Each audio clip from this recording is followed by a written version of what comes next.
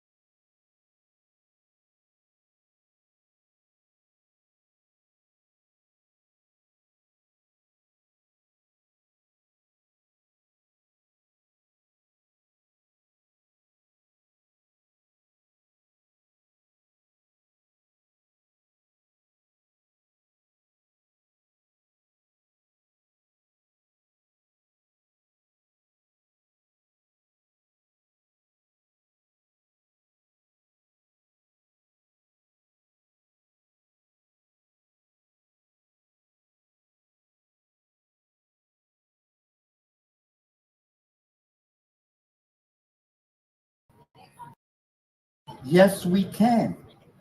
And not only that, I'm tired of talking to you. We're going to do it. And that is why the Civil War happened.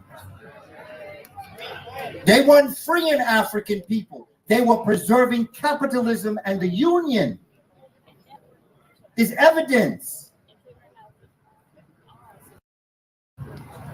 And they were going to create a United States, but it was going to include the southern part of the United States, the Caribbean, and Central and South America. And Havana, Cuba was going to become its capital. But listen to this. Check out the movie National Treasure, Book of Secrets. They'll tell you about it. It's of course fiction, but it still tells you about the Golden Knights. If you're into comic books, get Atomic Robo. It edition number 28, it deals with the Golden Knights. They were involved in the assassination of Abraham Lincoln. They were directly involved in what we are going to with the assassinations. for all the work that our ancestors did. Is what we are going to get for all the work that our ancestors did. And when we get that reparations, we're going to do it in the name of our children who are yet to be born, because they are the best. You are the best of the best. And they come from the best. And only the best of the best could have survived. You are the best of the best. Our children are the best of the best of the best. And we're going to get that reparations. And if not now, then when? And if not us, then who? It's going to be now, and it's going to be us. And this is a continuation. So as I leave the stage, I pay homage to our sister, Mother Moore, who years ago talked about reparations in Harlem. 7. I pay homage to INCOBRA, the organization formed in 1989 to fight for reparations. No more games.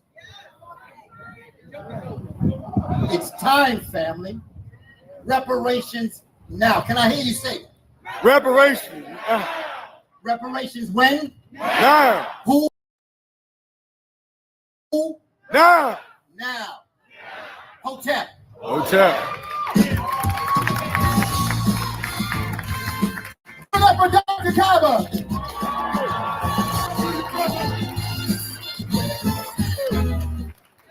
You guys having a good time? Y'all good in the back? Coming to the stage now, ladies and gentlemen, one of my good partners, financial expert, the creator of Your Black World News. You already know. Ladies and gentlemen, give a nice warm round of applause to our good brother, Dr. Boyce Watkins.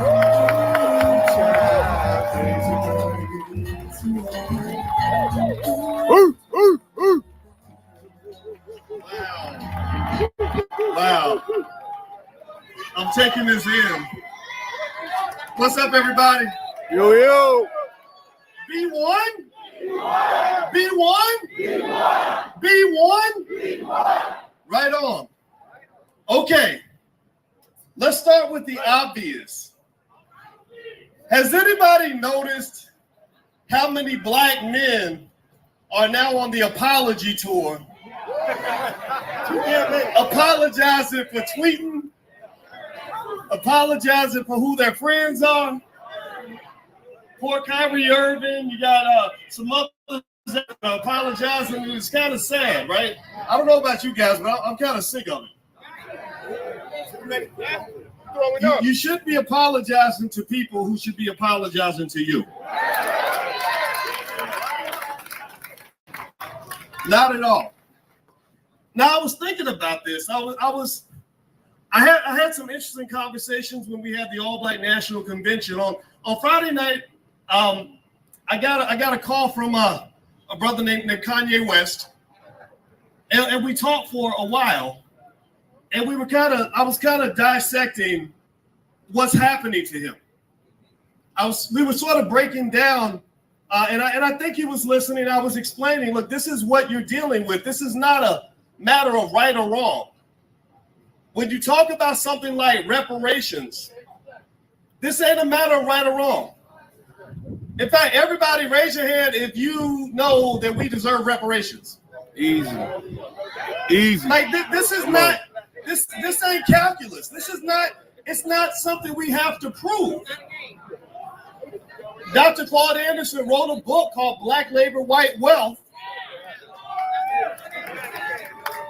that explains why we deserve reparations. So when Ye and I were talking, because his name is Ye now or something, the rappers, they changed their names and stuff. I said, this ain't about like whether you're right or wrong. This ain't about whether those people should be doing what they're doing. And when you play the game of power, right and wrong goes out the window. True or false goes out the window. The whole pandemic, we had people telling us what was true when we had other people who said that's false. And they were muted because you're playing a game of power. So at the end of the day, just to finish the part about celebrities are not important, but I want to make this point. I said basically what they're doing is they have put an economic embargo on you. They have declared economic warfare against you. They're doing to you pretty much what they tried to do to every black man, woman, and child for the last 400 years.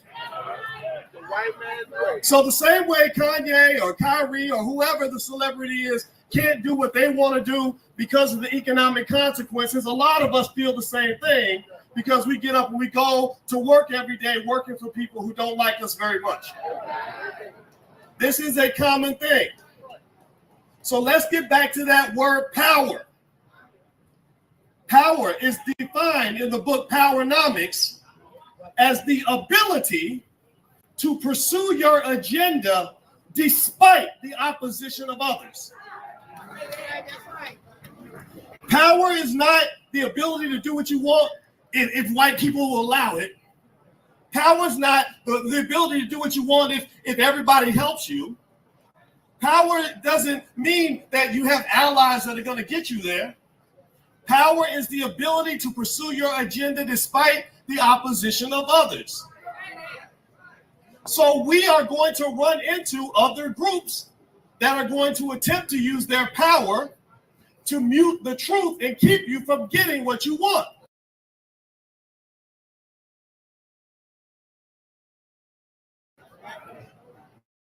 I know they're going to resist you. I know they're going to fight you. He said, yeah, there's been a lot of pushback. I said, absolutely. That's because you're doing something effective.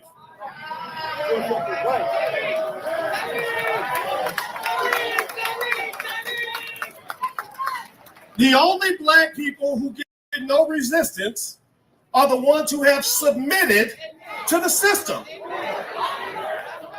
Weak-ass men don't get resistance. The punks don't get resistance. Most of your celebrities are punks. That's a fact.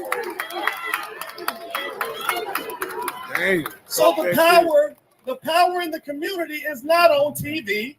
It's not in your favorite rapper. It's not with your favorite actor. The power is right here in this space. This is where black power lives. This is where the work is going to get done. So out of tribute to a man I love like a father by the name of Dr. Claude Anderson. He lives not far from here. And just to tell you how effective he is, he's lived down the street from Howard University for decades. They've never had him come speak.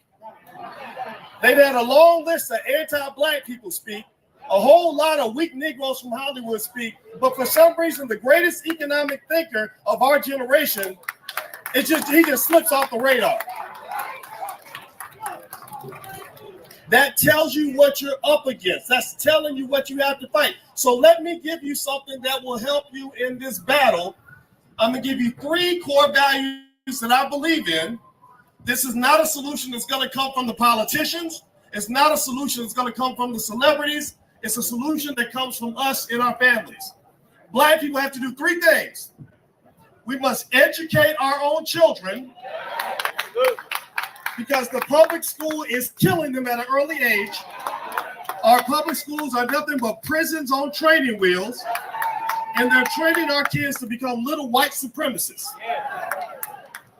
Second thing we must do after we educate our own children, we must create our own jobs. A lot of our people cannot be free because you cannot expect to fight a power and beg them for resources at the same time.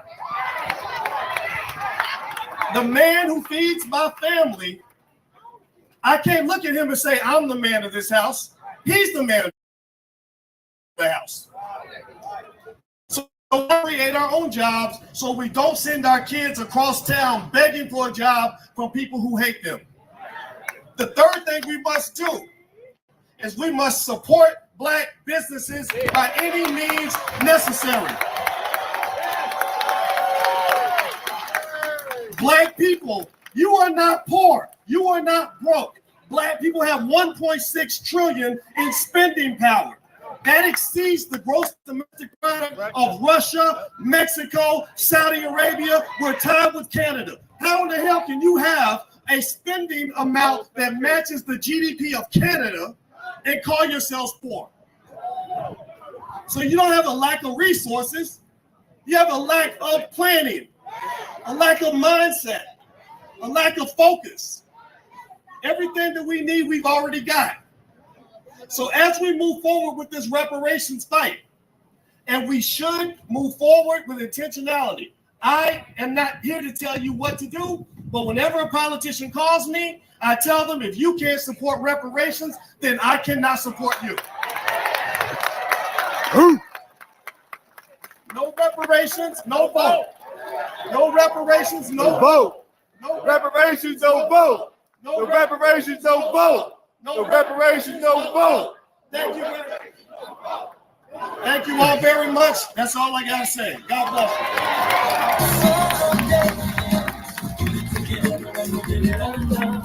We spend our money. A lot of us spend our money on dumb shit. That's what he's saying. All right, give it up for Dr. Horace Watkins. Spending with a purpose is what he's saying. Spending with a purpose. Doing everything with a purpose. Are we still good, guys? That purpose is the goal. We good on this side? We good over here? Yeah.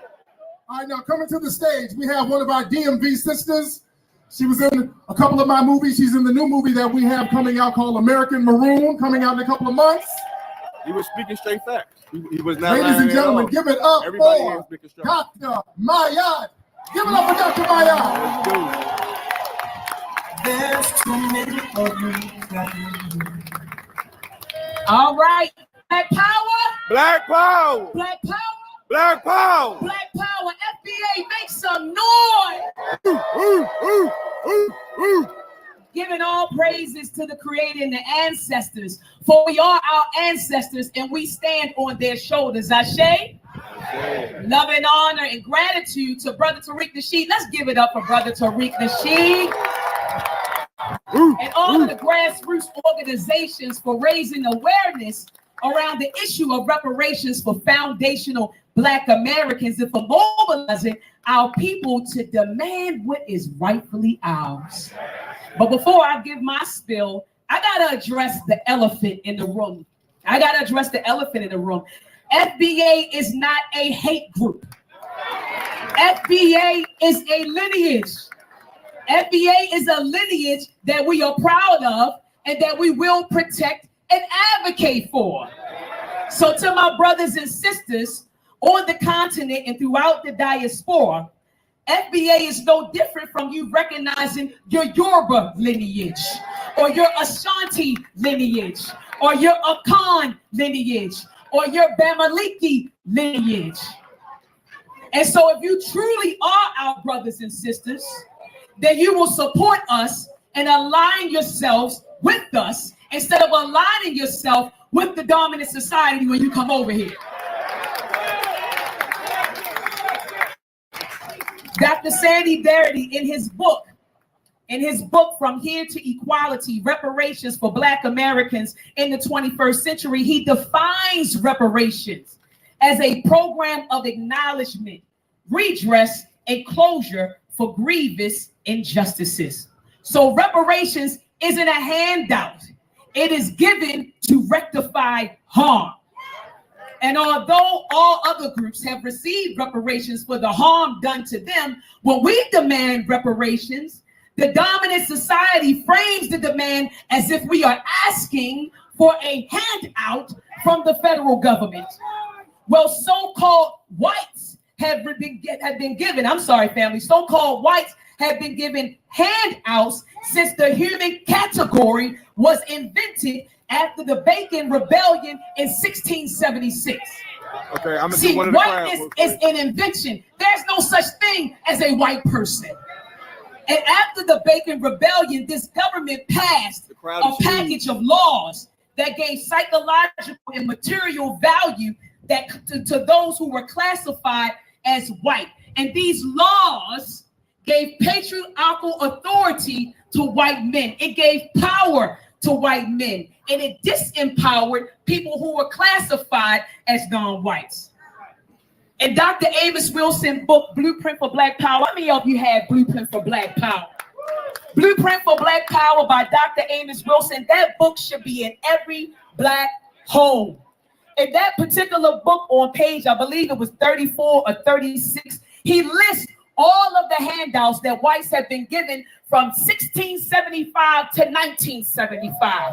White people have been given handouts for 300 years plus. All right, and so from 1683 to 1889, the federal government passed acts and ordinances that gave lands to whites. Specifically, the Homestead Act, which was passed in 1862, it granted settlers 160-acre tracts of federal lands without charges. Over 250 acres of public lands were transferred almost exclusively to whites in the most important land program in American history. In the book, The Hidden Cost of Being African American by Thomas Shapiro, we learned that over 1 million whites today still live off of the wealth that they incurred from the Homestead Act alone. From 1920 to 1975, our federal government, they passed the Mineral Leasing Act, which authorized the federal government to lease public land for the exploration of gas, oil, and other minerals. In 1926, they passed the Air Commerce Act, gave licenses to qualified aviators. So you wonder why we don't have Black-owned airlines. The government made sure we didn't have Black-owned airlines. All right, and the Federal Communication Commission, they issued the first licenses for television broadcast stations, and no grants were made to Negroes. This is Dr. Amos Wilson's language. He says Negroes until token awards in the late 1960s and 1980s. So family, you wonder why we don't have Black-owned television networks, because your government designed it to be that way. And so Dr. Amos Wilson's list does not include the New Deal policies that were passed under the Roosevelt administration, right? I'm talking about the FHA loans and the VA loans, which created a white middle class. And so while they were creating a white middle class, we were confined to ghettos. We were redlined and confined to ghettos. Ghettos are a government creation. And so the government has been complicit in putting us at the bottom of the dominant hierarchy. So it is the government that needs to fix this problem. Ashe? Ashe. Man, we were enslaved. I mean, there's so many receipts, family. I mean, we could talk about enslavement, how we grew cash crops, you know, sugar, rice, cotton, and tobacco, which led to the growth and expansion of America. We fought in all of the wars. Hell, we helped white folks win their independence while we were still over here fighting for ours. We suffered numerous massacres. I know they like to shine a light on Tulsa, Oklahoma, but there were hundreds of Black communities that they destroyed, which destroyed Black lives, Black Black properties, Black businesses, and Black wealth. All right, and so some people may say, well, Dr. Ma'at, well, what about today? Well, let's bring it up to today. They've murdered and falsely imprisoned our freedom fighters. Free Mumia. Let me hear y'all say free Mumia and all prisoners. Free all political prisoners. Free Mumia and all political prisoners. Ashe. Mass incarceration, police violence and killings, discrimination in housing and employment and credit markets, poorly resourced schools. All of these things, these laws, policies, and practices created a racial hierarchy that has placed so-called whites at the top and FBA at the bottom. We have been locked out of the American dream that they tell us it's so easy to get. Isn't that what America does? They project this image to the world. Just come to America and anybody can achieve the American dream, while they lock foundational Black Americans out, and we are the people who built America. But no more, family, no more. We will no longer beg for a seat at their table. We're gonna build our own goddamn table. Just cut the check. Cut the check. Let me hear you say, cut the check. Cut the check. Cut the check. Cut the check. In the words of Dr. Martin Luther King, we are coming to get our check. And this time, it better not come back insufficient funds. It better not come back insufficient funds. And FBA, never mind the naysayers, FBA. Never mind the detractors. You just keep your eyes on the prize. You hear me? Yes. And we will be victorious. Ask me, how do I know? Say it louder. How do you know, Dr. Martin? How do you know? Because our ancestors said so. You remember when Dr. King said he went to the mountaintop and he saw that promised land? Our ancestors said so. So I want to hear you say, we will win. We will win. We will win. We will win. Just keep the faith, family. Keep the fight. Black power. Black power.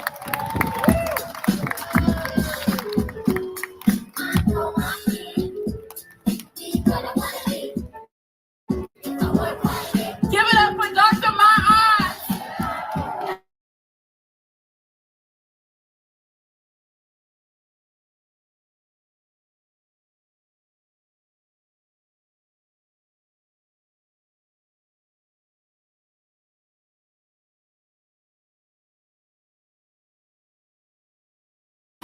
Rehabilitation. Rehabilitation. Satisfaction. Satisfaction. Guarantee of non-repetition. Guarantee of non-repetition. Awesome. So I think we're ready to bring up our next speaker. This is an elder, an esteemed elder that we've seen all in the community. He's been putting work in for decades. Professor James Small is a scholar, activist, dynamic speaker, and organizational consultant. He's been an activist since his teenage years. His in-depth knowledge, thought-provoking, and calm delivery are influential elements to break the programming of miseducation. He studied extensively with Dr. John Henrik Clark, Dr. Joseph A. Rally is fire, yo. This is Dr. Leonard Jeffries, Dr. Ivan Van Sertima, Dr. Asa Hillard, I've Dr. never Wade felt Nobles, nothing Dr. like Amos this. Wilson, This and is Dr. different. Francis The energy Wilson. here is different. I'm telling y'all, the energy Just here is to name different. a few, Professor James Small is found in the African American history and culture, The energy here is different. like Malcolm X and African traditional religions. He loves all of our people. The energy Oh, here he's is behind me. crazy. I was going to go on and on. Give it up for Baba James Small. Ooh, ooh, ooh. Hey, we already won. We here. It's crazy. I'm telling you. So we started FBA. playing, we won. Do you understand who you are? Yes. Then stop being afraid of anybody that try to encroach on you. Secret to life is to have no fear. It was Malcolm that told us that. Reparation isn't a question. We're going to get it because we're going to take it. But it's your method. And so it's a legal question in the world. But how many people in here ever had a job or got a business? Raise your hand. You do it to get paid, right? Yep. So if somebody works your ass for 400 years and don't pay you, don't they owe you? I mean, think of it now. Somebody worked you for 400 years. Don't they owe you? And don't that come with back pay? Yeah. Don't that come with interest? Isn't that yours? See, some people try to make us feel bad for asking, some of our own too, for reparations. This isn't a question of asking anybody for anything. We're telling somebody, you forced me to render a service you didn't pay for. In the process, you murdered nearly 50 million of my kind. You owe me. I'm not asking you for anything. Dr. Asa Hilliard said, and I want to get this one straight, because I know a lot of us have been speaking on identity. If you don't get identity straight, you don't have a case, okay? So foundation, I'm an African American. That's not a contradiction, but I'm also a foundational Black American. That's not a contradiction. You understand? If someone is from Ghana and he migrates here, he's not a foundational Black American. But I want you to hold up because I heard some stuff I didn't like. That's still your family. He just got another case. I've had cases. I've been in that precinct. I've been in that jail cell, and I know how you get a case. People have different cases. America committed a crime against people all over the world, and they got cases, but they don't have our case. We got a particular case, but I want you to be clear. I'm not giving up Africa. Now, if some of y'all want to give up the richest piece of real estate on earth, do it. But I'm not doing it, and I'm not going to advise you to do it. That's yours, but that's not what we're talking about. We're talking about a nation here called the United States of America that we built. We didn't just build it with labor. We built it with our intellect. We built it with our science. We built it with our technology. We built it with our spirituality, and we're still doing it. And we want it back. Let me tell you a little secret. People play games on your mind and it makes you think you're weak. And then when you think you're weak, you take a certain posture when it's time to fight. When you break down the ethnic groups in America, the largest ethnic group, according to their tallies, is the Germans. The second largest ethnic group is the, just listen. let me get it right, the foundational Black Americans. Now I want you to understand this because I'm going to show you something. The foundational Black Americans, according to the stats done by this criminal enterprise called the government, right, is second only to the German in population size in America. But the big lie is we're the only people whose immigrant population, whether they're making mistakes or not, we'll deal with that before I'm finished, is not counted as their population. Italians is counted as Italians, no matter when they got here. Greeks are counted as Greeks, no matter when they got here. Chinese is counted as Chinese, no matter when they got here. But they don't do that for foundational Black Americans. If they did that, the African Latino, who is not even treated kindly by the white Latino, is still counted as white folks and isolated from us. If we just took the African Latino into the family, we'd be the largest ethnic group in America. I'm trying to tell you something now, how you get played out of pocket and then you're fighting out of the wrong pocket. The foundational Black American is the largest population in America. And when you talk about ethnic population wealth, you are the first or second wealthiest ethnic population in America. But if you don't get clear on your identity, you don't know how to take your riches and turn your riches into wealth. Because all the criminals that make up this government, the black ones, the white ones, and the brown ones that have not voted for our reparations, we should use the mechanism of how you get in office to get the criminal office. But we don't know how to use all the tools at our hands. The secret about voting is a tool. It's not an addiction. It's not a disease. It is a tool when you live in a capitalist society that uses electoral processes. Now, if you're going to sit back and let somebody else use that tool, you're going to lose the game. If you want to win the game, you better take control of every tool mechanism you got. But the first one is your identity. Power is the ability to define your reality, and that includes your identity, and everyone else should respect your decision on how you define yourself as foundational Black American. So me, I'm not going to say I'm not an African American because Africa is my race, America is a geopolitical place. But foundational Black American is an ethnic statement. it talks about a population for the last 400 years that have been under duress in the United States of America. And we come from all over Africa, and we formed our own ethnic nation. And you have to know how to identify your ethnic nation if you're going to be able to fight for them. Yes, my brother from Nigeria, he got a case against Britain, and he's probably got a case against America, but not the same case we got. All right? Now, I'm not going to argue with him. That's my brother. I'm going to fight for my case and ask for his assistance, and then when he fights for his case, I'm going to give him my assistance. Because this war is a race war, and it has been a race war for the last 3,000 years. The last 3,000 years, you have been in a race war. This population, the foundation of Black America, for 400 years, we have taken on the mightiest white empire ever built on earth. And we have defeated them multiple times at the game. You understand? So when we tell them we're coming to the table to get our reparations, we're coming to the table not to ask him for our reparations. We are going to define methodologies for taking our reparations. Because it isn't just a conversation.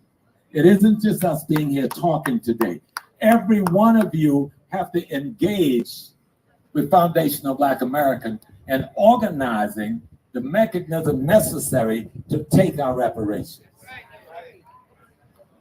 And understand, reparations is a pretty name about for the money they owe us, okay?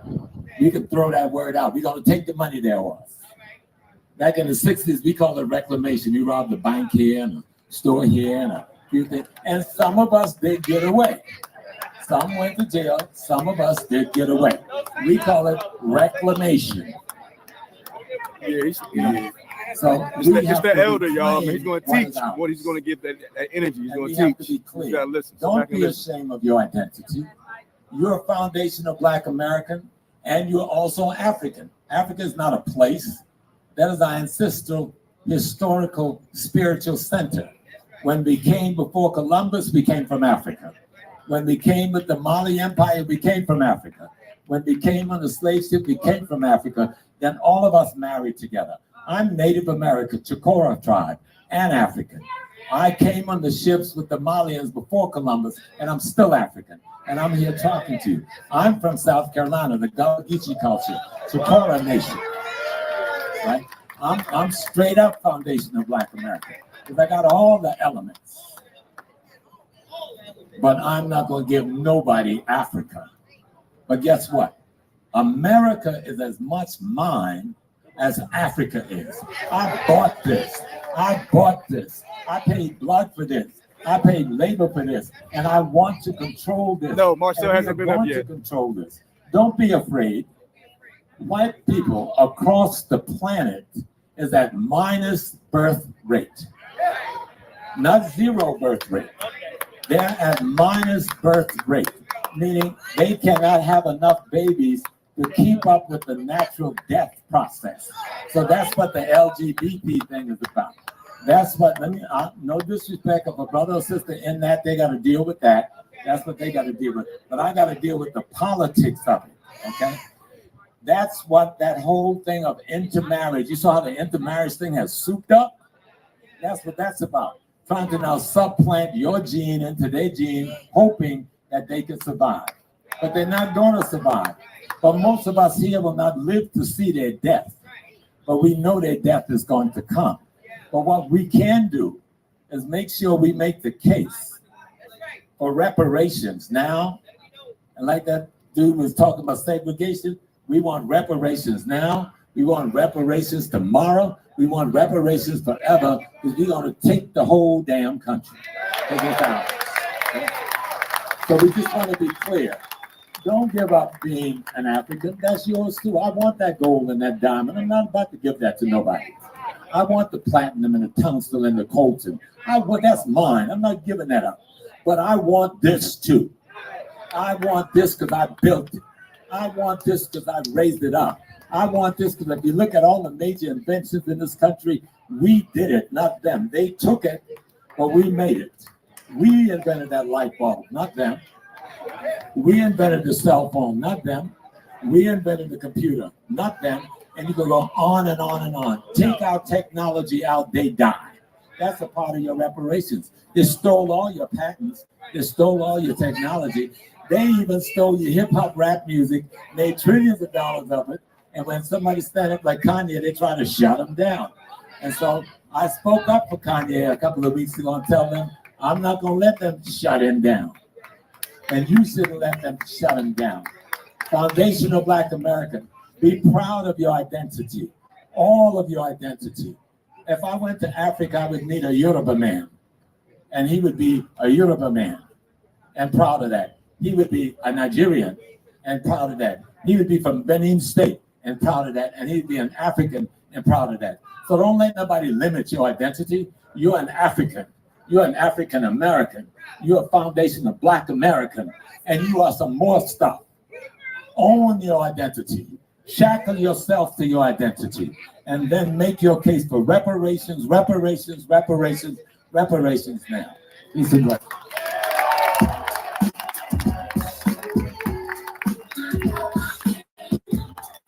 Give it up for Professor James Small. Yes, that elder has been putting in work. Next up, next up, oh shucks. Oh shucks.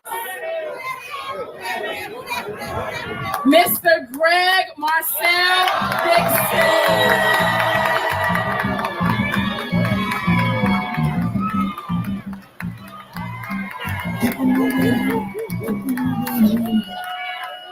Yes. So, Greg Marcel Dixon is from South Carolina. He's proud of his Gullah Geechee heritage. He's an educator, and he is running against Mr.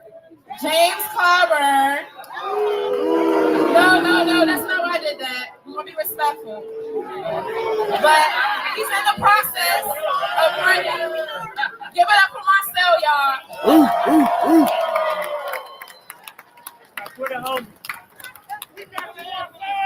So, DC, where are you? SCU. All right. All my people, give yourselves a round of applause for being here today.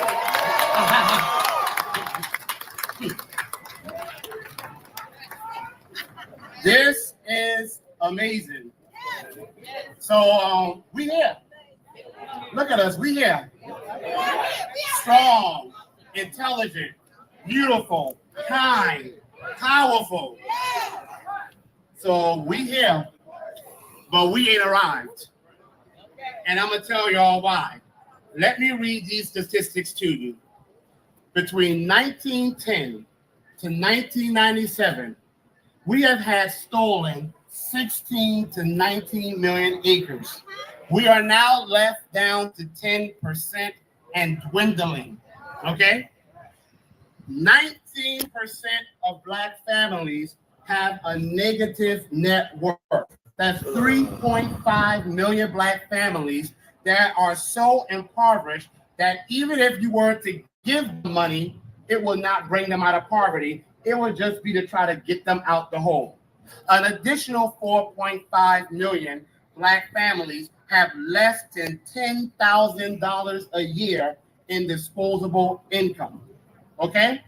Right now, as we speak, COVID-19 came along and wiped out 50% of Black businesses.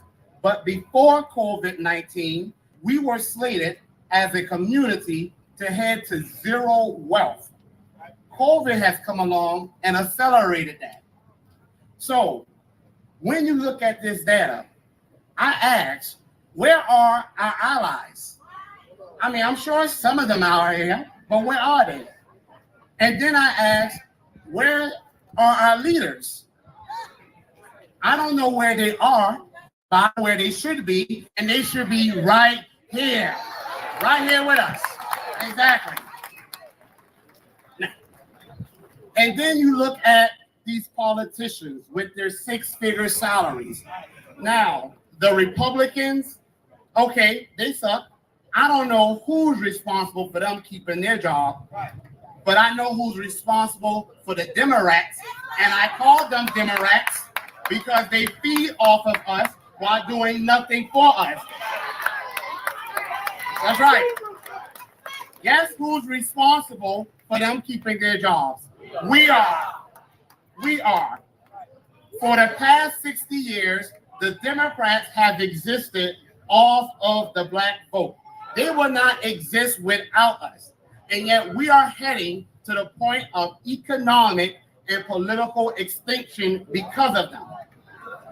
Now, when these issues are brought up, they come to us with excuses. When we say reparations is owed to descendants of American slaves, the people whose ancestors were promised but never received their 40 acres and a mule, they start what Tariq Nasheed says, splaining. They start to say, well, you know, we can't do any policies for you based on race. That's one excuse they like to say. Don't fall for it. Reparations is not done based on race. Reparations is done based on lineage and political status. Now, let me give you some examples. The Catawba Native Americans in South Carolina, a tribe that was formerly enslavers, they just received 20 acres of land. 911 families, people who are family members, descendants of those killed during the 9/11 attack, they get resources from the government.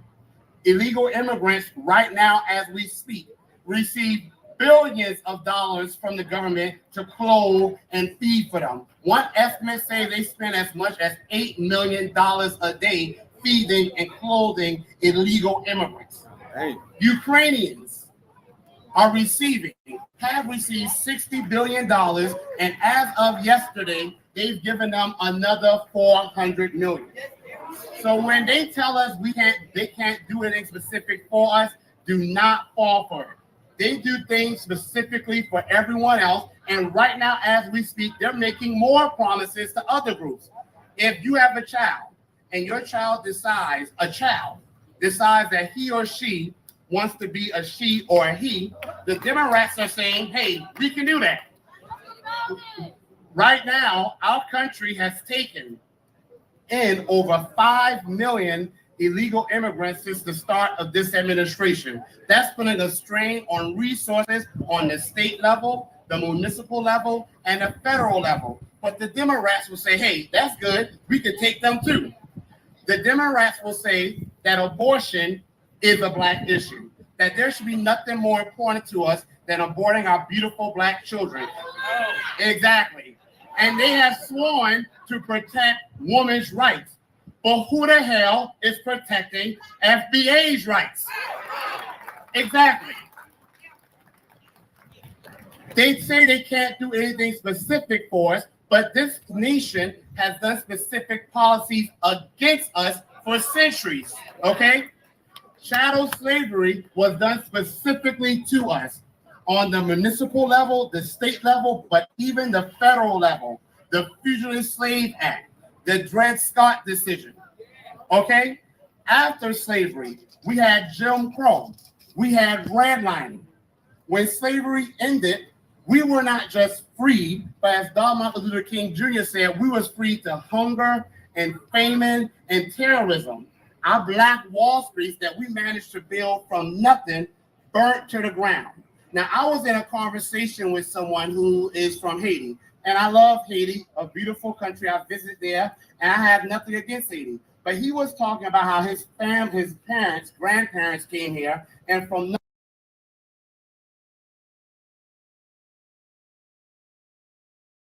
nothing, they were able to achieve a middle class, 50 black Wall Streets. I've never seen any other group do that. Give it up for our people. Give it up for our people. Give it up for our people. So, this country, again, has done policies specifically against us. But when it's time for them to repair the specific wrongs they've done to us, Now they want to tell us they don't see color. Now they want to tell us that we're all human beings. I don't give a damn what you see or don't see, but I know what I see. I see my people suffering every single day, and I'm sick of it. Sick of it. Now, I want to address some things here. We do have an issue in our community with people believing that the answer lies in us building an economic base. And who can argue against that? We do need to build the economic base. I support Black businesses. I support group economics. But don't let anyone tell you that the government is not the answer, okay? When white America was filled with poverty and homelessness, do you know what this government did? In 1861, Abraham Lincoln signed the Homestead Act. They gave away almost 300 million acres of land to European immigrants, to white Americans, some who were former Confederates that fought against the nation. They gave them land while giving Black Americans nothing but poverty, okay? $10 trillion given primarily to white Americans. When World War I ended and millions of veterans returned from overseas, there were plenty of white veterans that were impoverished and on the streets. When World War II started, the president at that time, Roosevelt, said, we cannot have a repeat of that. So do you know what they did? The GI Bill that gave over $2 trillion to roughly 16 million white Americans, allowing them to become homeowners, allowing them to go to school, allowing them to get a pension. They did the Social Security Act. They did the Labor Union Act. There is no group in this country that has ever gotten the wealth they've had because they simply pulled themselves up by their bootstraps. Okay? Don't let them tell you they have. Japanese Americans are one of the richest demographics in our nation. They got reparations.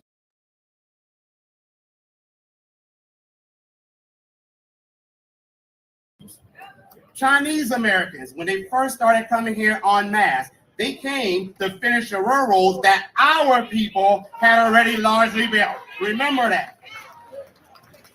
But not only they were paid for their labor, but not only were they paid for their labor, they were giving land, which today are the Chinatowns. So at that same time, we were getting land taken from us. The number one cause of lynch mobs was not false accusations against a Black man. It was Black land theft, okay? Always remember that. So when someone comes to us and they say the government is not the answer, tell them to shut their damn mouths, okay? The government is the answer. And when it comes to descendants of American slaves, freemen, which is our congressional term, or foundational Black America, which is a social term, when it comes to us, now the government better be the answer because they sure as hell have been the problem. Now.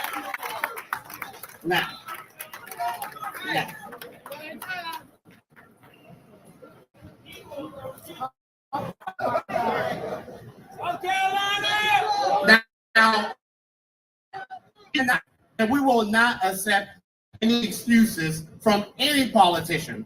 The Democrats will have you believe that if you vote for the Republicans, because I'm not a fan of either one, that our hope of reparations is never going to happen. Well, I say for the past 60 years, we've been voting for the Democrats. Y'all seen reparations happen yet?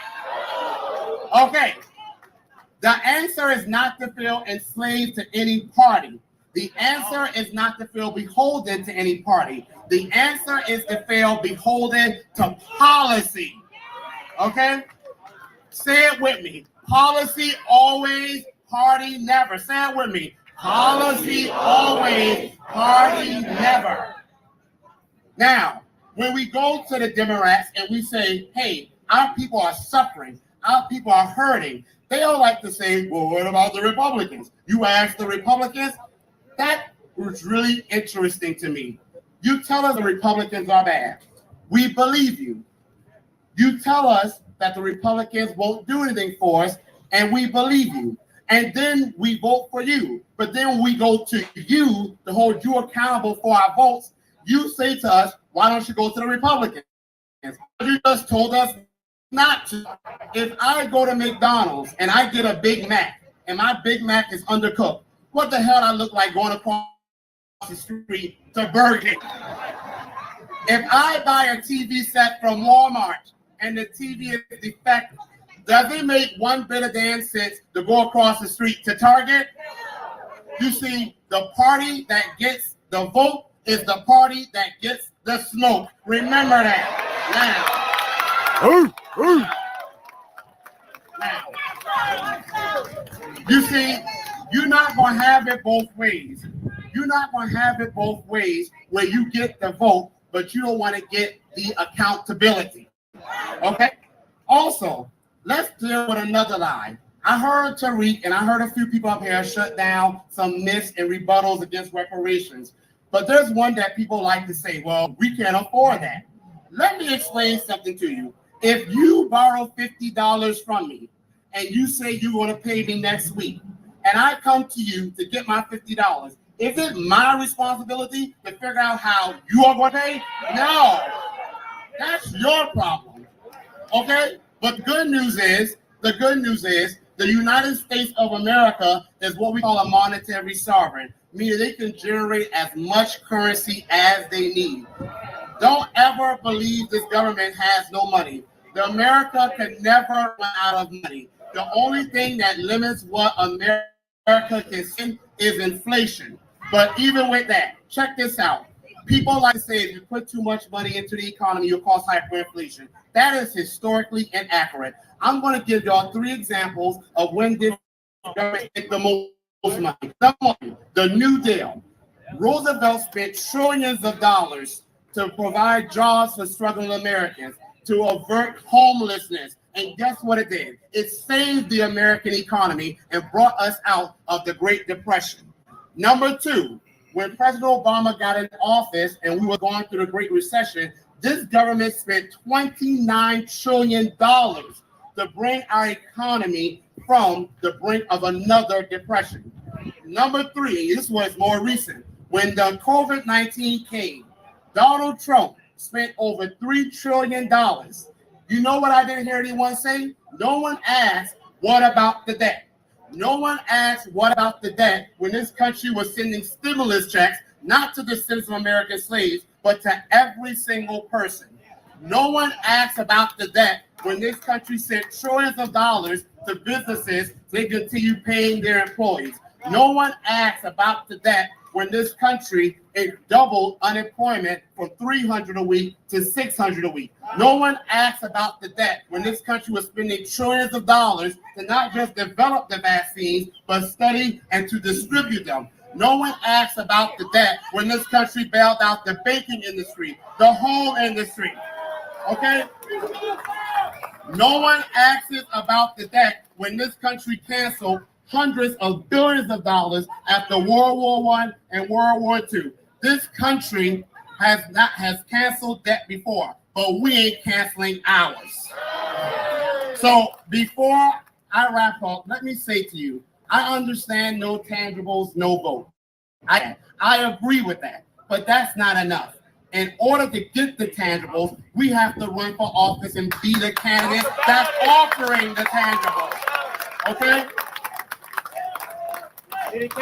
In order to get the candidate with tangibles in office, we have to support the candidate that's offering tangibles.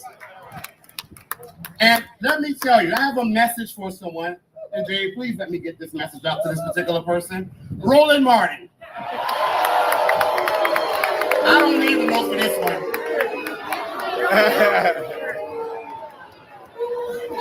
Let's go. Come on, buddy. Roland Martin, Bakari Sellers, Torre, all of them. They like to speak condescendingly to us when we say we deserve lineage-based reparations and policies. They like to say, I don't know how the government works. I say to them, we don't need to know how the government works in order to see that it ain't working for us. Okay? The second person, Tommy Tuberville.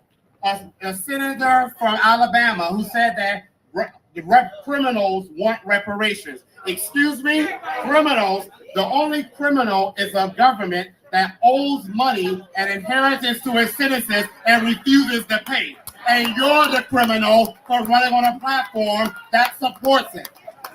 Last but not least, Hillary Fordwich, a commentator for the British family. When Don Lemon, who sat there like a coward, asked her about reparations, she said to him that we need to start with Africa.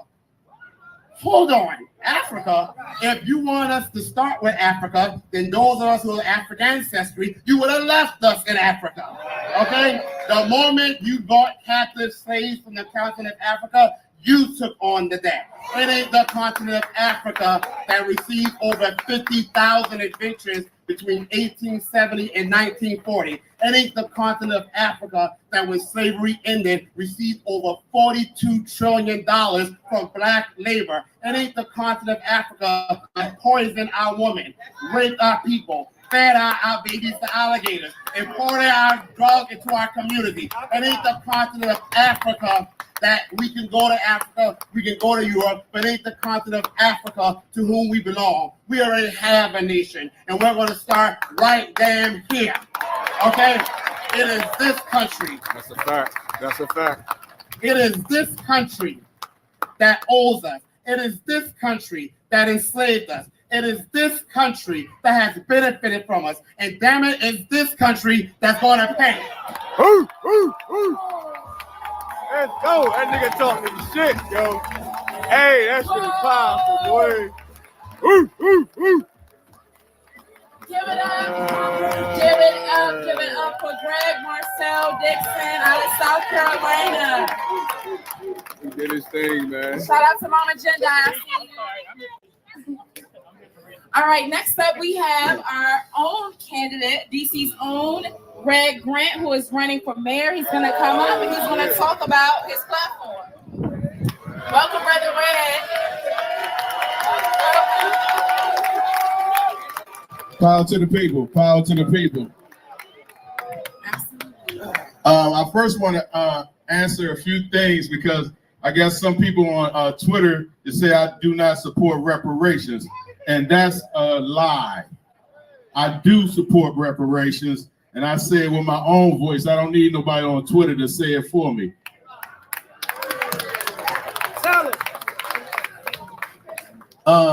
Yeah, running for mayor of Washington, D.C., an independent candidate run mayor of Washington, D.C. Oh, shit. Ooh, ooh. When I left the Democrats, they was talking about some red you can't do nothing as an independent. And I told them, we can do it. And now we facing Muriel Bowser head up, and now she's scared as heck. So I'm not going to stay up here long because there's so many beautiful speakers, but I do want to say this to everybody. We have the power to be powerful. Look around this. This is us. We got the power to be powerful. Let's continue to be powerful. Let's don't be scared of anyone. Let's don't let anybody turn us back. Let's keep smiling. Let's keep laughing. Let our spirit shine through this whole country. And let's don't let anybody stop us. I love everybody. That's why I wanted to come up here today and just tell people who I am. I'm Rodney Red Grant. I was born in Washington, D.C., in Southeast Washington, D.C. with a redskin blanket on my back. Let's go. So I say to y'all again, I do support reparations. I love all y'all. Let's go. Hold on 1 second, brother. Tell us about your platform. What is your platform running on, and where can we find you? Okay, so my platform, I want to make sure our young people are empowered to succeed, first and foremost. I want to make sure that our seniors are incorporated back into society. I want to make sure our displaced and returning citizens are shown the love, care, and respect that they deserve. And I want to make sure our city is safe and affordable to live in again. And I want to break down the barriers that have been separating us as people. That's who I am. as Rodney Red Grant. So thank y'all so much. Any more questions? Where can we find you? Oh, you can find me on grantformeddc.com. That's grantformeddc.com. We got 3 days to kick Muriel Bowles out of that house right there. Let's go. Absolutely. Rodney Red Grant just came through. Before I bring up the next speaker, we're going to do some more call and response on the 5 pillars of reparations. If you're just joining us, I am Jade Harrell, aka Lioness Crown. So the first pillar is compensation. Compensation. Restitution. Restitution. Rehabilitation. Rehabilitation. Satisfaction. Satisfaction. Guarantee of non-repetition. Guarantee of non-repetition. Excellent. Now, the next queen coming to the stage by the name of Teslin Figaro. She is the founder of Push the Line. She does nonpartisan political organizing trainings. I have taken her training, so has Miss Christy Williams as a trainer. Our sister Teslin does excellent work. She also does political commentary. She's coming up to discuss ways in which we can organize politically in order to get these tangibles out here. So without further ado, we're going to bring up our sister Teslin Figaro.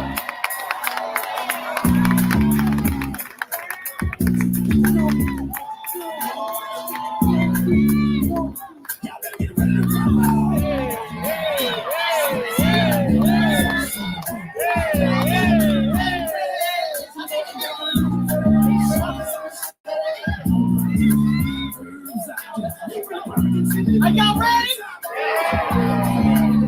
I need to hear that for a minute.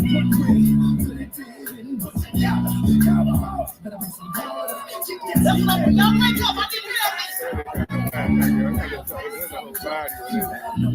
Oh, here I go. All right, guys. What's happening, DC? What's happening, DC? Yo. My name is Teslin Figaro. I won't hold you long. Y'all know when I say that, it really be long, but I won't hold you long. I wanted the DJ to play that for a second because I got my, my combat gear on. Any veterans in the house? I'm Air Force. Where are my veterans in the house? M60 Gunner in the house is myself. Lock, cock, ready to rock. Shout out to those that support the Second Amendment. I won't hold. Let's get a shout out to those that support the Second Amendment. All day. Yeah, don't get it twisted. Don't get the hype twisted. I wanted to come up here just for a second to talk about what I always talk about on every stage that I'm on. Get the fellas out there. And I would be remiss not to take a moment to address the elephant in the room. It's real. Can I go there? I like call and response. The faster y'all respond, the quicker I sit down. You can stay focused on her face, all right? We stay focused on her face. Take your time. I need that. So it's been some Twitter spaces. Yeah, let's talk about it. Can I go there? Do you mind if I go there? It's been some Twitter spaces with some chatter on who was speaking and how they speaking and who should be speaking. Can I take a moment to tell you why I'm speaking? Stay focused, all right? We gotta look at stay focused. Now, I ain't bragging. I'm just telling you what it is. All day long, you've heard our sister Jade break down to you the 5 important pieces to reparations, correct? So when they go back on Twitter and say, "Well, nobody talking about reparations," are y'all going to remind them that not only have the speakers addressed it, but Jade addressed it every time she got on this microphone? Every time. I need y'all to do that and make sure when they come up with these lines, we need to make sure that you were told repeatedly the 5 things that you need to do in order to move reparations. The second thing I want to point out is you've heard about the who should get reparations, the what is reparations, the who shouldn't get reparations, the how you get reparations, or the why you should get reparations. I came to talk about the who. Somebody say the how. Well, why is Sister Tesla, I know y'all like to say sister and brother, so I'm going to speak in the why is Sister Tesla talking about the how? Well, because Sister Tesla got a decade plus of receipts on actual successful accomplishments on getting things done in politics. Talk about it, Ted. I got plenty of love for the reparationists, but I'm a receipt-anish. Come on. Thank Meaning y'all for the support, I have man. I appreciate the cash receipts out. on exactly how to move policy, receipts on exactly what it means in order to get these folks paid to pay attention. It's not just about Twitter Spaces. It's those who are willing to do this in real places. Give yourself some love for going beyond the Twitter space and being in a real place. It was never a question. Never a question. A lot of folks don't like me because I stand with Tariq. Can I just explain to you that we don't always agree on everything, but one thing we agree on is that I'm a rider. And what does it mean to be a rider? It means that I get it. I know on social media, y'all go buy 2 hot wings and a pepper and $85.99. Sister got back $25.29. But my real government name is Tesla Figaro. You cross the T and you dot the I in Figaro. That means that I'm willing to dox my damn self to be crystal clear about where I stand. And this ain't no disrespect to nobody here. I'm speaking to those in the camera that have been talking about me. Let me do a side angle so they can get a good angle. I'm talking to the ones on Twitter Space that's been running their mouth.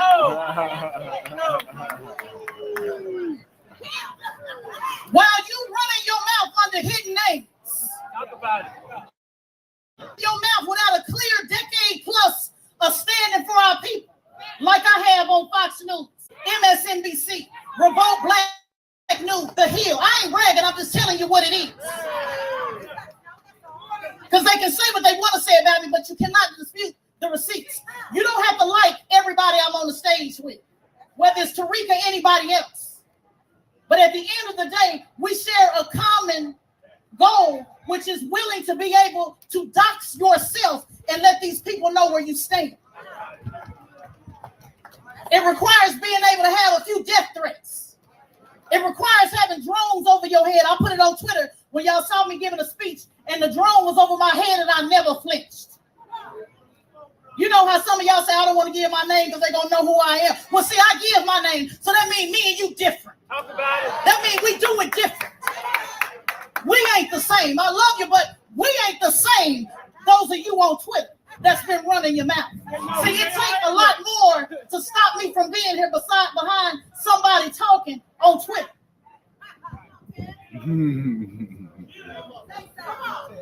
Push the line is what I came to talk to you guys about, which is politics until something happens. It requires politics like you heard our brother Marcel talk about. It requires, if you don't want to vote for the person on Tuesday, then the question is, who is going to run on Wednesday? That's it. Who's going to run their campaign on Wednesday? Who's going to be the digital content manager? Who's going to be the publicist? Who's going to be the campaign manager? You must, in order to push reparations or anything else that you're interested in, you must actually be the power that you're trying to change. To a lot of the folks in the elite that said they don't get it, they don't understand, that ain't nothing changing between now and Tuesday with these candidates. That might be true, but I got news for you. What's changing between now and Tuesday is now they know we ain't fucking around. I know we got babies in the house, but I had to say that there is something that's changing between now and Tuesday, and they see through these sea of people that ain't nobody playing with you no more.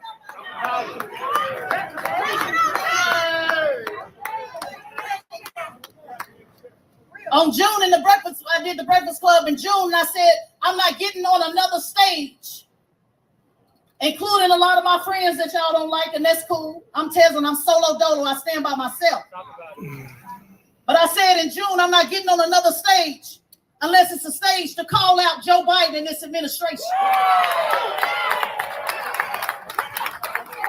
And it ain't no disrespect to my other friends in the movement because I got love for them. Everybody do something different. But the reason I'm here is because Tariq had the audacity to get on this stage and call people out by name. Put a name on it. The push the line training is about politics until something happens. Push. If you look at the logo, you see each person is pushing the P, the L, the I, the N, the E. That means that you push the line in whatever way that you can. You are not focused on what the person on the left is doing, what the person on the right is doing. You're focused on what you can do. What can you do in order to move the ball forward? Critics have said, well, you got to be able to vote for people to put people in office, or it's not gonna never happen. Well, I got news for some of those critics. I'm not gonna say their name because it's already been said. I got news for some of those critics. The current administration, most of the elected officials that are in office, they ain't doing this no way. So we are done begging. It is time to vote. I do believe in local politics. I'm not going to stand here and say it's a strategy. You got some people that say don't vote, no tangible. I'm telling you my strategy is to get people to run for office in local elections, state elections, because you're not going to change their mind. They've already been bought. It is time for us to vote. In California, the reparations task force, that's a state issue. While the federal government is still trying to decide if they're going to do a study or not, California's already doing it. Who is running in the state of California in 2024 to actually vote on that? It can't just be Marcel, he's just one. After today, 10 or 15 of you should be in my next training to figure out how do I run for office to actually get the job done. When that study's released in June and they educate the public on the finding, I want to know how many going to be announcing their candidacy in June. Win, lose, or draw. This is how you push the line. And then I want to know who's going to help them run that campaign. No matter where you live, you can run something. It is a lie. No matter where you live, you can contribute your gifts and your talent to put people in office. Even if they lose, you still win. It's called a disruptor campaign. Yo, who cares to see FBA? Just focus on the message. Even if they lose, you are still winning. And you should be preparing for that now. While you're talking about me on Twitter space, you should be recruiting somebody to run in the state of California for 2024.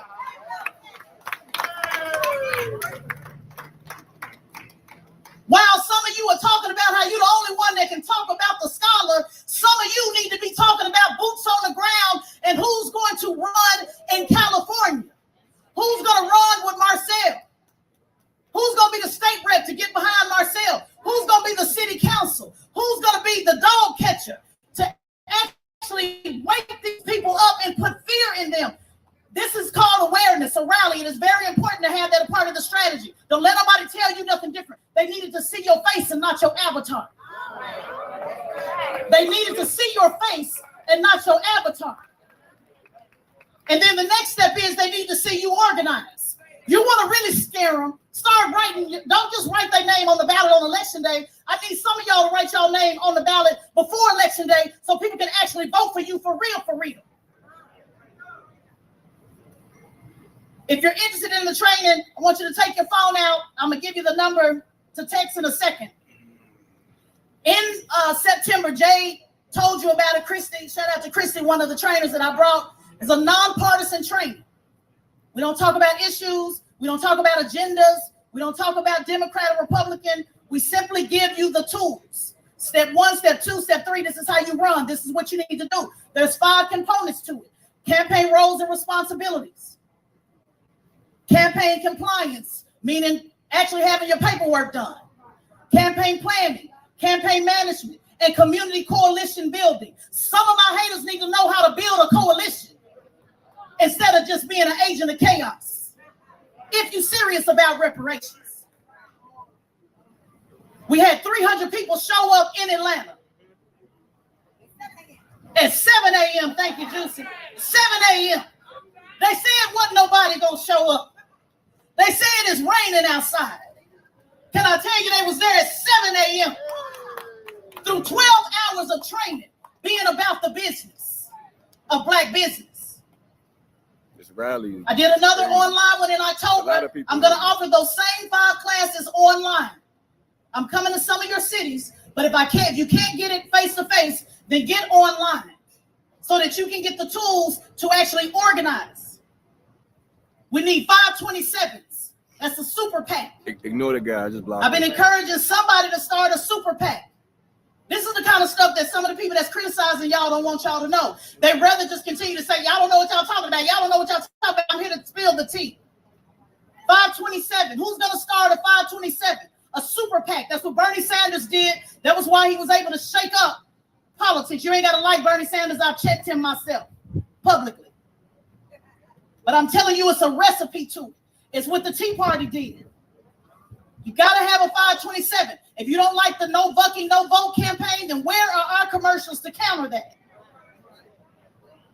Donate your money to a 527. Somebody should be starting one outside of this where you can support your candidates, not just financially, but also support them with advertisement. If you're going to spend 20 hours a day on Twitter space, then somebody need to have a 527 so that those numbers count. You have to be able to tell these local leaders, hey, we've been able to touch 50,000 people. We've been able to engage. We took a poll. 60% of people believe in reparations. We can create our own poll, but you need a 527 in order to back that up. And then you mix it with your awareness. You mix it with your rallies. You mix it with your YouTube. You mix it with your new black media. All those things are important, but if you are not trying to organize on the local and the state level, nothing changes.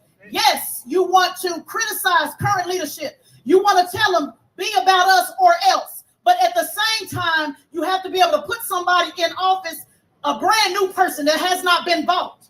Don't let them tell you, you got a bad background, you can't do it. I got Regina Hill elected in Orlando, Florida. She was arrested 21 times. Somebody say 21. 21. See, those are receipts. They can't talk about the receipts on Twitter space. Regina Hill, I was her campaign man, her communications director, did it from out of town. She was arrested 21 times with a felony, and she won her very first time running for office against 7 other candidates. So don't let them tell you you can't run because of your background. If you're interested in the training, and then I'm gonna say this and then I'm gonna close. You text push the line, PUSH the line, THELINE, push the line to 66866. Hey, I don't want nothing from you. Let me deal with that right quick. I don't want your cash app. You can keep it. Hey, baby. Hey, little sis. Push the line to 66866. If you follow Juicy on Twitter, you can follow her, you can follow me, and it's right at the top. Let me go ahead and end this confusion before they make it up. The training is free. I went to Congressional Black Boot Camp in 2010. If y'all don't mind, I just got to run the receipts because I know they watching. I went to Congressional Black Boot Camp in 2010. I got the game, I took the knowledge, I'm giving it back to you. I went to Yale Campaign School for Women. I got the game, and I'm bringing it back to you. I went to the White House Project. I got the game, and I'm bringing it back to you. I went to Ruthless. You name it. All of the top trainings in the country, and there has yet to be one that speaks people like me and you. I've worked on campaigns on the local, the state, and the national. I've called out elected officials, including Bernard Sanders, who was my former employee. I'm the only one that sued his movement for anti-black racism with my name on it. It's important that these receipts are out here because a lot of y'all been listening to people that don't know me. And you can listen to that foolishness or you can look up the receipts on their own. While they didn't type it, I was suing Bernard. And won. Let me say it one more time. And won in case y'all didn't get that. And I did it by myself. It said Tesla Figaro versus the revolution. So who gonna put their name and go against a whole movement? So this is why I talk the shit I do with my chest all the way out. And it's not to minimize nobody. I'm really speaking to those who've been trying to minimize me. I appreciate that support. I don't give a damn about you. Appreciate the support. Really do, man. I really do. Because I get real death threats on real FBI lists. So you got to know a Twitter space it will never discourage me from speaking to my people. But I did want to put that out there for those of you that are interested in the truth. And I'm with you, love.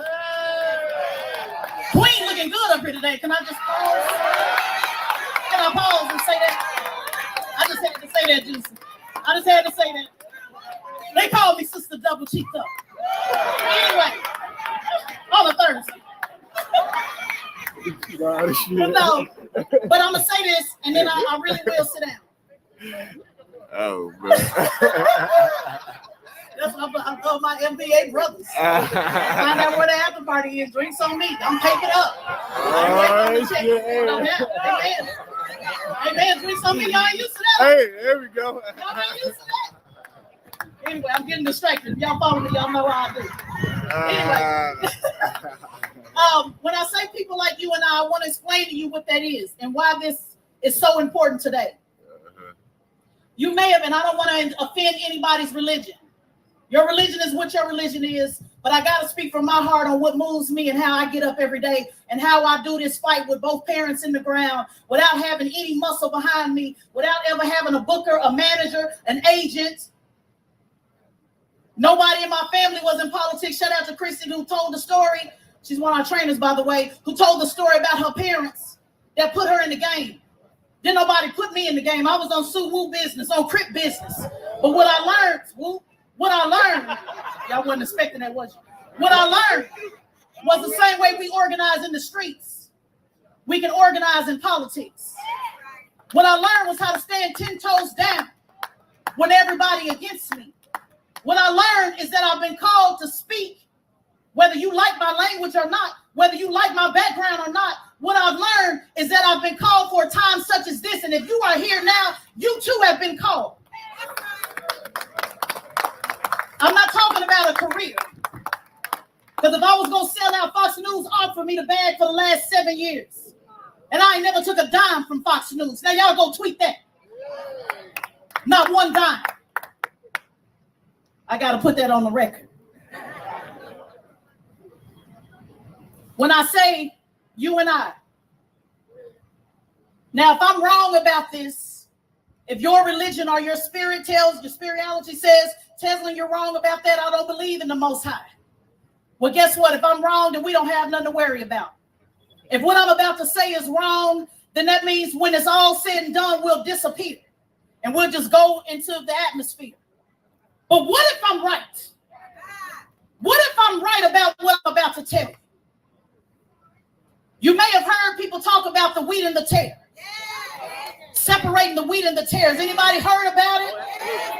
Anybody grandma ever told them about it? Did they ever say it'd be times like this? Do you know what times like this is? Do you realize you are going through what the elders told us about? The New International Version gives it to you this way, and this is how I like to quote it. A lot of people say Willie D said, "All Tesla, you one of the GOATs, you one of the greatest of our time." You always see people hashtagging GOAT, GOAT, GOAT, GOAT, greatest of our time. Can I talk to you a moment about the sheep? The Bible says that it will separate the wheat from the tare. But the International Version says that when it's all said and done, there's going to be a moment one hitter, you can when you're going to have to be accountable for what you did. You can block her. Not challenging me on Twitter space, but accountable for what you have done. And the same way I see this crowd, I can't pay attention to the people chat and watch her, guys. They say that it's going to divide up down the middle. And it will be a separation from the sheep and the goat. I know y'all want to be the goat. I know y'all want to be the greatest of all time, but I need to talk to you about what it is to be a sheep. And a sheep don't mean go along to get along. Mean fold when they come against you, like a lot of our brothers and sisters are having to deal with in the media. A sheep don't mean I'm just going to do whatever they say. A sheep is about the shepherd's business. And the question will be asked, have you been about the shepherd's business? Do you know what the shepherd's business is? When I was in prison, did you come see me? When I was hungry, did you feed me? When I was lost, did you find me? When I was homeless, did you give me a place to lay my head? That's the shepherd's business. Some of you are agents of chaos. You doing the work. But I came to speak in your life for those who are about doing the shepherd's business and the work of God, God's true people.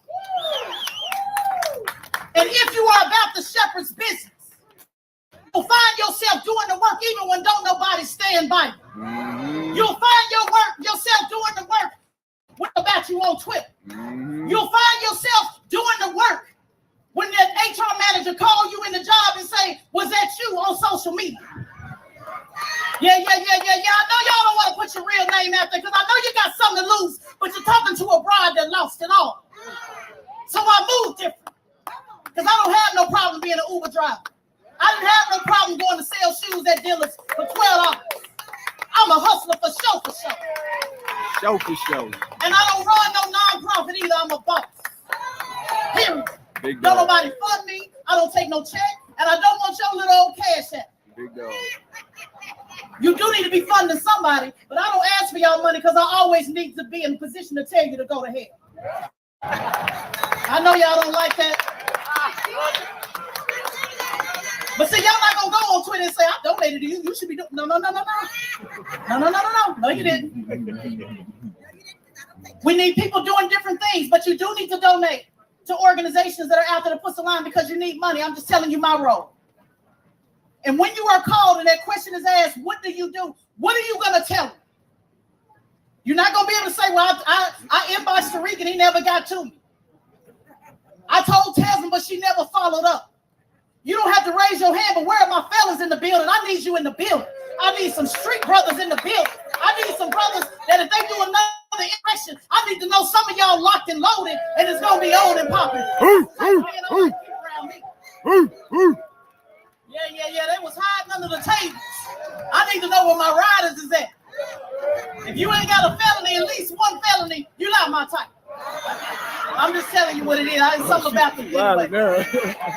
The goodness of the Lord. That's why we got lawyers. Yeah, ladies, they different. I'm not gonna go there, but y'all make sure y'all follow me on my podcast. I go there, ladies. I tell you just how different they are. But we need real soldiers, guys, that are really about being about the work. You people talk about allies. You hear people talk about accomplices. I talk about soldiers. That's why I got my soldier pants on. Allies are cool. You need them, but allies switch it up. If you from the hood, then you know anybody can be an ally. And then when them fans go knocking, and it's time to start talking, they switch it up. That's why I don't do allies. We need allies, though. I don't like accomplices either. Because an accomplice can be riding on the side of me, and I could be the one putting in work, and the accomplice is going to tell a different story when we go in that back room and people start talking to you. Raise your hand if you know anybody about an accomplice that flipped on you. Maybe I'm the only one. I thought I was talking to FBA. Maybe I'm the only one. Y'all bougie now? That's called a co-defendant. Y'all part of the boost wall, whatever y'all be saying. I thought I was talking to FBA. That's called a co-defendant. But it's something about a soldier that also put their fingerprints on the trigger. Yeah, that quick story. For those of you that watch Boys in the Hood, if you haven't, leave now. Dr. Francis Cress Wilson. See that? But do y'all remember how Dr. Trey? Francis Cress Wilson. Remember when Trey said he was about that business? Remember? He was swinging at the air. Had blood on his shirt. All up in Neil Long's area, crying and saying he needed to get a little piece just to help him get over. Y'all remember? When it was time to put in work, he defied his daddy. He jumped out the window and said, I'm about that business. Y'all remember? Yeah. But when it was time to be about the business, shout out to our brother Ice Cube. Oh no, it wasn't just a coincidence. When it was time to be about the business, what did Trey say? Double boy, let me out. See, it sounded good and looked good until it was time to use your first name. It sounded good. It looked good. He had the costume on. The homies, we love when people come to the costume after the funeral. They show with their full costume gear on. We'll never see him putting in no work. It sounded good until it was time to put in work. And you notice how Ice Cube turned to our brother and looked at them with that look like we knew you wasn't about this business anyway. And he went ahead and let them out the car. I need you to let people in your life out the car. I need you to be comfortable going by yourself. I need you to be the Ice Cube in the movie and be willing to put in work by yourself. And when you go put in work, just like in the movie, I need you to get up out the car, because he could have just put in work, but he got out the car and he did it face to face, so you can know exactly who did what. That's the type of soldiers I'm looking for. Because it was never meant for Trey to be a soldier. He needed to go on to Morehouse. We need our scholars. Y'all go on with y'all book reading self. We need our scholars. But we need some cubes too. We need some riders too. By the way, street men read more books than all of y'all, but I'll leave that for another conversation. But we need some cubes that's willing to put in the work. And the work ain't about chattering, tweeting on your belly on Twitter. With your legs all crossed up. This is how they be doing. I wish I get on this floor and show you how they be doing. Bring back men that know how to stand up. Stop tweeting on your belly. Tweeting on your belly. Crying and tweeting all day long. I ain't never seen nothing like it. Oh. Bring the real G's back from the 90s. I need you to be okay being by yourself. Because look around you, family. You're not alone. You may be alone in your city. You may be the only one in your family. You may be the only one that you feel by yourself. This work is an isolating business. Do you know that it's designed to make you feel alone? It's designed to make you feel like you by yourself. It's designed to make you give up. If you can't handle a Twitter bashing, what the hell can I do with you when it comes to doing real power?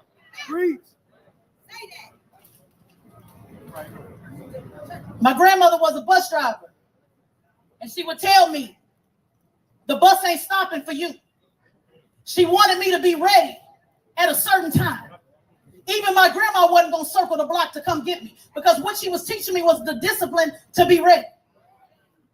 I'm not Harriet Tubman. I'm not coming back to get none of it. Let me say it again in case y'all didn't get it. I'm not Harriet Tubman. I'm not coming back to get you, because if you don't know you don't want to be free in 2022, you ain't going to never know. Let's go.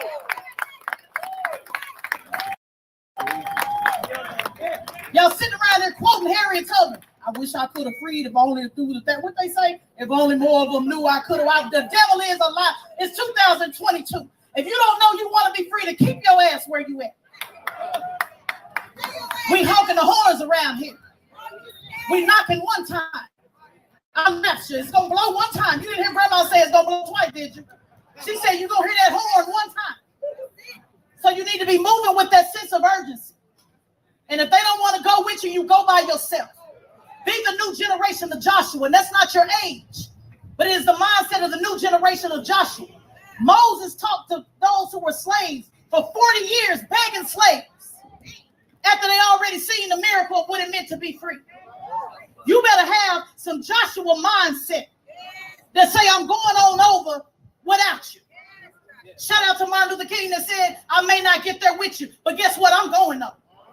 I wish I would do this work and think I ain't going. I'm going. You're going to get left. I ain't waiting on you.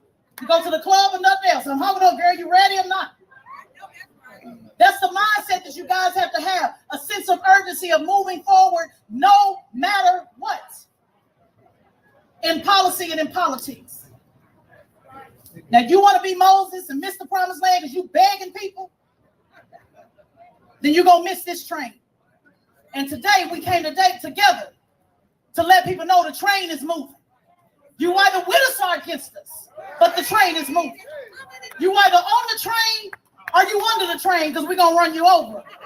You either with us or you against us.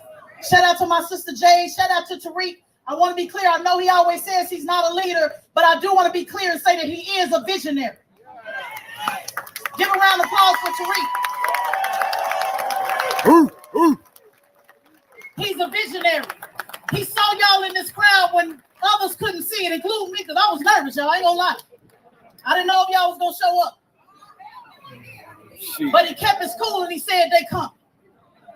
He kept his cool and said, all I gotta do is put out the siren and they come. All I gotta do is whisper and let them know and they come. So shout out to him for having the vision that many of your elected officials would never do. And I respect him, but agree with everything he do and how he do. But I respect consistency. I respect riders. I respect those that's willing to call out the powers that be on a daily basis and get the death threats that come with it. My name is Tesla Figueroa, www.teslafigueroa.com.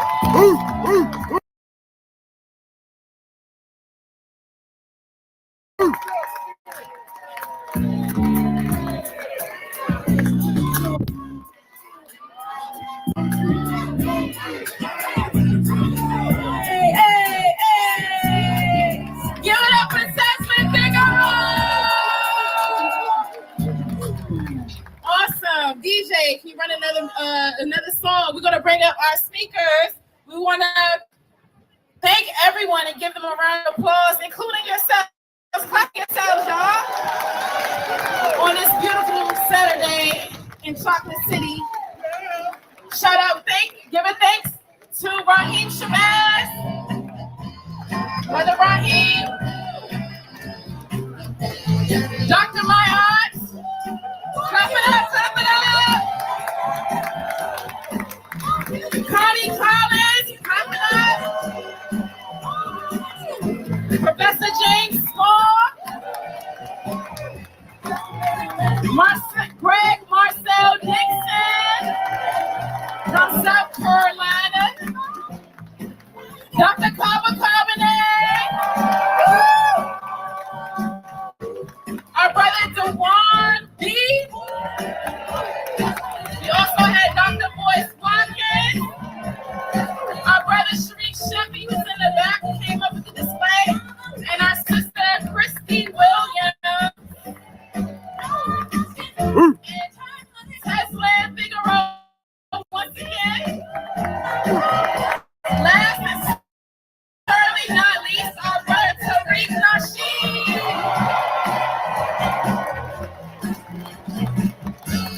Thank you, everybody, for coming out on this historic day. We made history today, ladies and gentlemen. This was a phenomenal event. You guys were wonderful. Give yourselves a round of applause. All of our speakers a round of applause.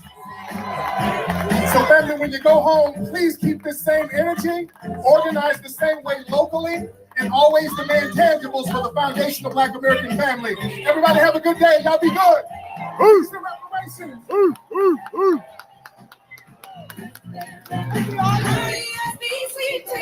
Crazy crowd, man. Beautiful panel.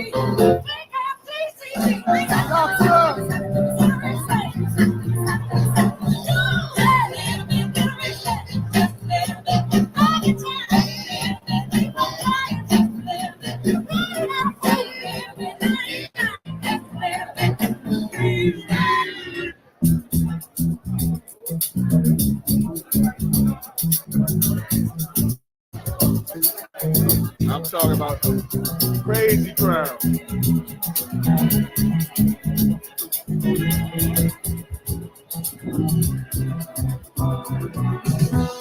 When I wake up in the morning, and the sunlight hurts my eyes, something without warning up bears heavy on my mind. Then I look at you, and the world's all right with me. Just one look at you, and I know it's gonna be a lovely day. All media requesting interviews, please come to the back of the stage and line up if you would like to come through. Thank you. Calling all media. Thank you. Hey guys, stay on. We're going to go back to the media side. We're going to go back to the media side, and we want to show the interviews live.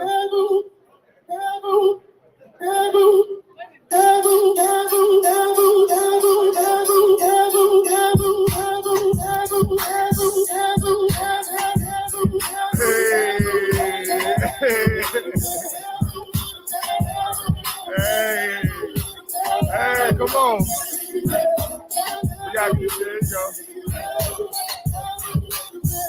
Oh, now we do, man. We creative. We create our own stuff. Hold up. Hold up.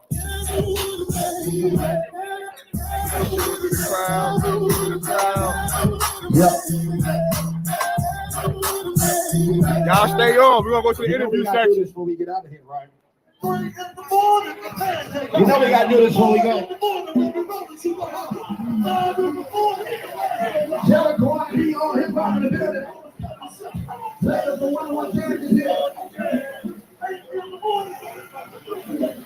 One is in the back.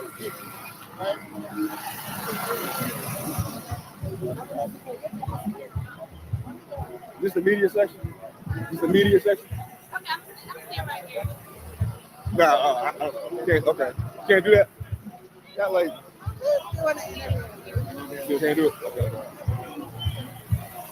All right, guys. I don't have a media card, so I'm not getting to the front. So what I need to do is I need to act Taz or Tarika somebody. Let them know to get Daryl Holly back there. So we can get back here with these interviews. So we got Dr. Mayat. Yeah, I'm trying to get y'all back in the back.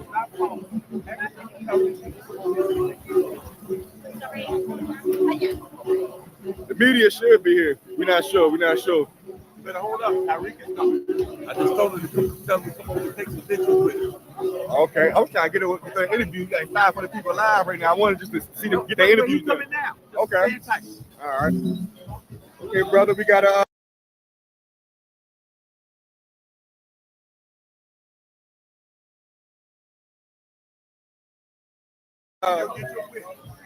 We got a good brother here helping us out. Yeah. Shout out to him. So we're gonna see what we can do. Make it do what it do, baby. We're trying to get in the back and what? Appreciate the cash apps, brother. Appreciate the cash app.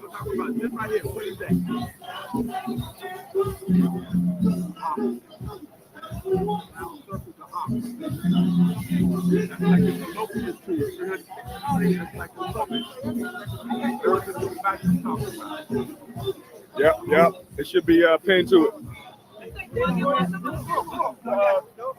Dr. Maya, you a legend. Look, you got 500 people. 500 people live. So what you want to say to them? 500. 500 live family. Thank you so much for coming out to the reparations rally. For those who are watching on the live stream, no tangibles, no votes. We won't stop until we win. I say. And cut the motherfucking check. Dr. Maya, hey. Come on. Appreciate it. Love you.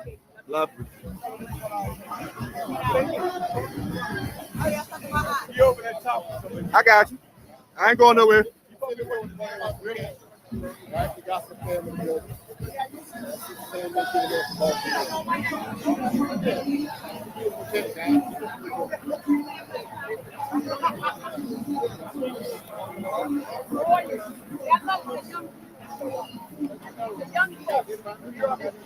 That's right, it's young folks. Young folks know they always say, we gotta get the young boys.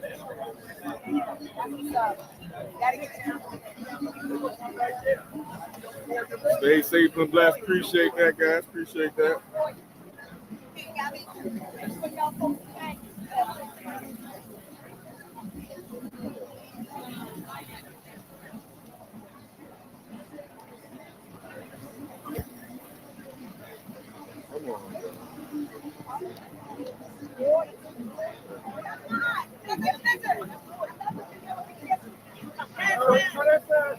Hey, look, y'all.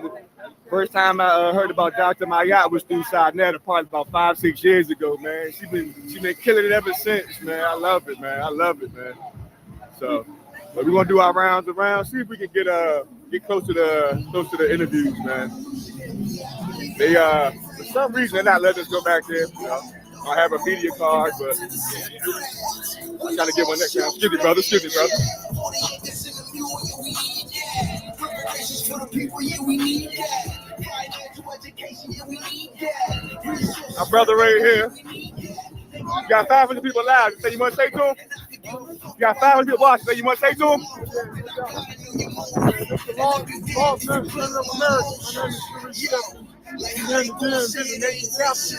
We talk about lost men children of America, bring change to America for the atrocities that they did by descendants of the slave that was forced in this country. So we got to fight for every step, and we will not turn back. We will not let it happen again. We will not. We will not. Where can we find you at, brother? Where can the people find you at? You can find me on freedomfightersofthedmv.com. Beautiful. Thank you, sir.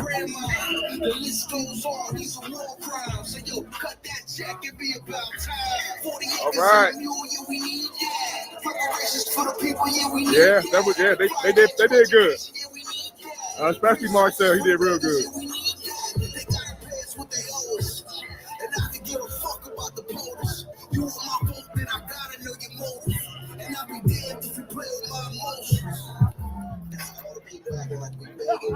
We just looking for a handout. I want y'all to remember this. 400 years of the most terroristic, horrific, sadistic treatment. Clearing out, guys. We're clearing out. So I'm gonna try to get in the back with the interviews at. Thank you all for coming. Thank you guys for coming.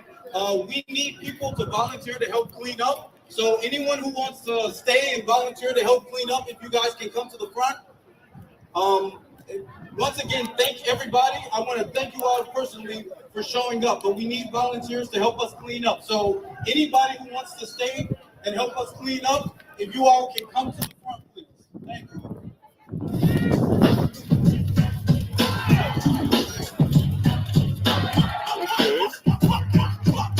All right, people, we are about to be out.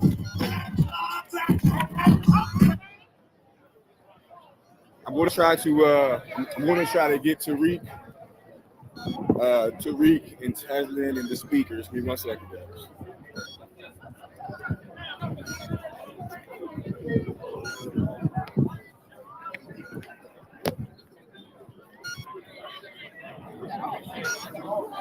I know we did it these two. Yeah.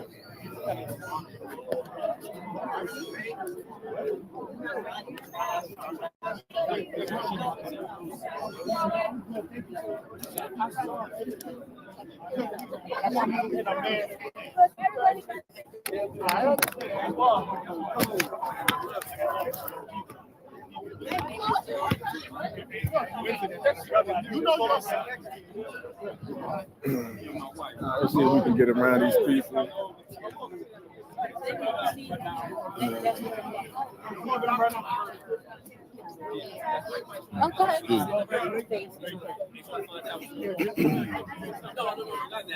got Hamilton right here, always at 2 blocks, great food, all by all by it's my camera. It's my fucking camera. I work originally, yeah. So I used to go back for Thanksgiving and see my grandmother and all that. But now it's like, you know, my son is grown and shit. So what's your name, brother? Tariq Tucker. I'm Tariq. I'm one of them old 5%. Way the fuck back. I see somebody building out here now.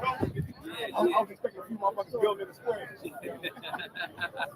How you doing, brother? What's up, baby? I'm good. Tariq Tucker, Mike. Nice to meet you, brother. Tucker's wow. Tucker's in Jersey City.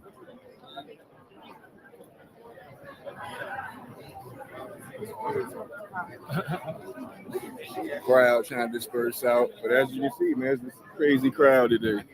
Crazy crowd. He said everybody named Tariq.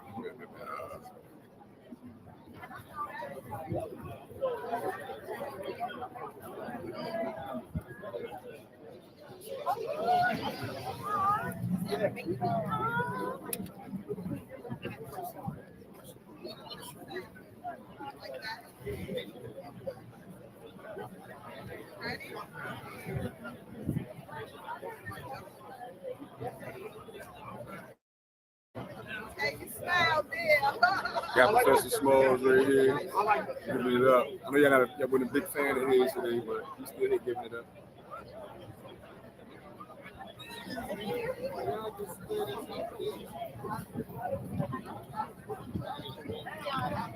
Old 5% out here, huh? Y'all want to talk to him, man? Y'all want to pick his brain?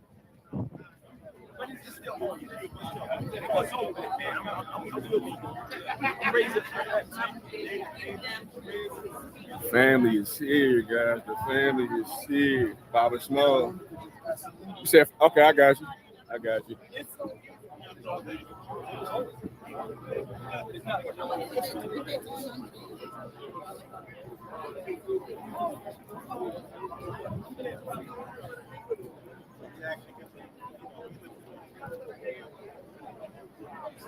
Who's Black Alpha? Y'all gotta let me know who's who. I don't know who's who.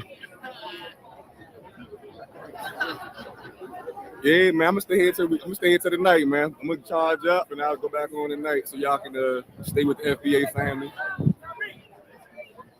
Stay with the FBA family, man. They stick out here, man. They everywhere. Beautiful day too, man. That's what's crazy now. How much of a great day it is. No problem, no problem.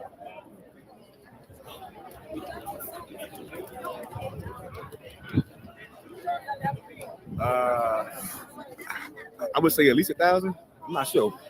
At least 1,000. At least. You know, that's a lot of people.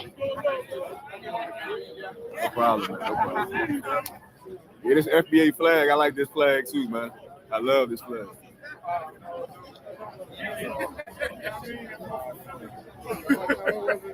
You look familiar.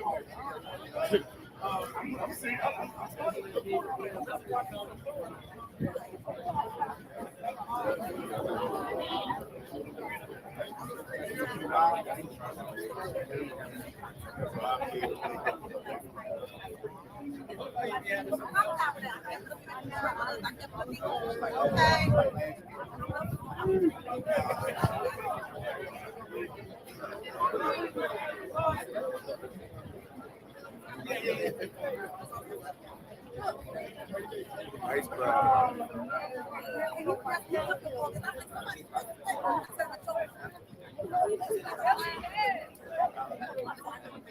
Family is out here though, y'all. We definitely out here today.